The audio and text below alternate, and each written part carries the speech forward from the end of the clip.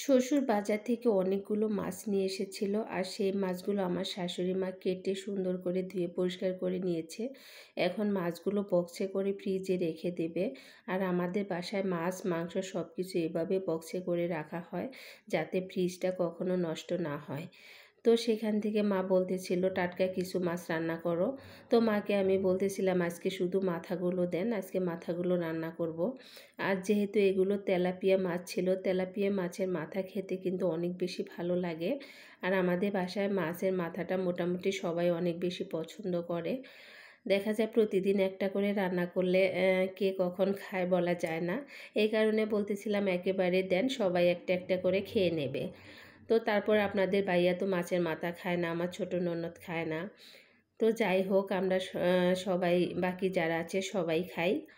তারপরে আমার শাশুড়ি মা বলতেছিল আচ্ছা ঠিক আছে তাহলে মাথাগুলো শুধু ভুনা করে নাও।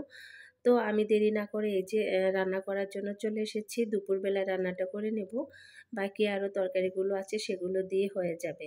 তো প্রথমে আমি মাছের মাথাগুলো ভালো করে ভাজি করে নিয়েছি। যেহেতু টাটকা মাছ ছিল, মাছগুলো কষান করে রান্না করলে হতো। তো আমার কাছে মনে হলো ভাজি করলে বেশি ভালো লাগবে, এই কারণে সবগুলো মাথা আমি সুন্দর করে ভাজি করে নিয়েছি। এখন আমি রান্নাটা করে নেব। তার জন্য প্রথমে কাঁচামরিচ, পেঁয়াজ, আদা, রসুন বাটা দিয়ে খুব ভালো করে একটু ভাজি করে নিলাম।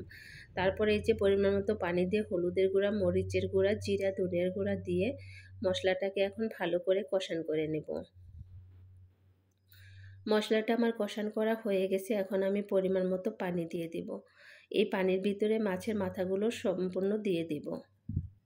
দেখা যায় এখানে অনেকগুলো মাথা ছিল, এ কারণে একটু পানির পরিমাণটা বেশি করে দিয়ে দিয়েছি, যাতে মাথাটাও ভালো করে সিদ্ধ হয় আর মশলাটাও ভিতরে ভালো করে ঢুকে যায়।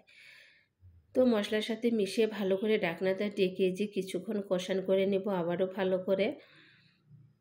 তো সবাই সম্পূর্ণ ভিডিওটা দেখার চেষ্টা করবেন, ভালো লাগলে অবশ্যই একটা লাইক কমেন্ট শেয়ার করে দেবেন। আর তেলাপিয়া মাছের মাথা খেতে কার কার ভালো লাগে অবশ্যই কমেন্ট বক্সে জানিয়ে যাবেন। তো এই যে মাছের মাথাগুলো ভালো করে কষান করে নিয়ে আবারও আমি ঝোলের জন্য পানি দিয়ে দিয়েছিলাম। যেহেতু এটা আমি একদমই ভোনা ভোনা করবো না, একটু ঝোল ঝোল করে রেখে দেব। তো মোটামুটি রান্নাটা আমার শেষের দিকে, লাস্টের দিকে আমি এখন কিছু ধনিয়া পাতা দিয়ে দিলাম।